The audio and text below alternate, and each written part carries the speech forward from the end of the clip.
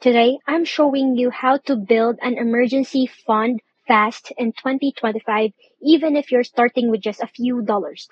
This is one of the most important financial steps you can take, especially in uncertain times. Start with a small, realistic target, something like $500, then aim for 1 to 3 months of basic expenses. This helps keep it from feeling overwhelming while giving you a clear milestone. Keep your emergency fund in a separate account. Digital banks or high-yield savings account work great.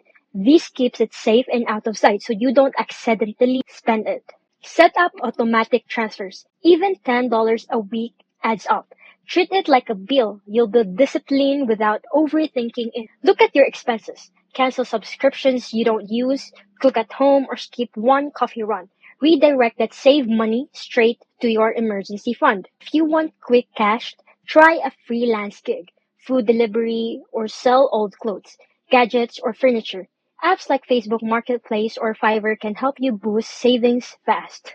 If you got a bonus refund or 13th month pay, put a chunk into your emergency fund. Windfalls are perfect for speeding things up. Building an emergency fund doesn't need to take forever. Start small, stay consistent, and make your money habits work for you in 2025.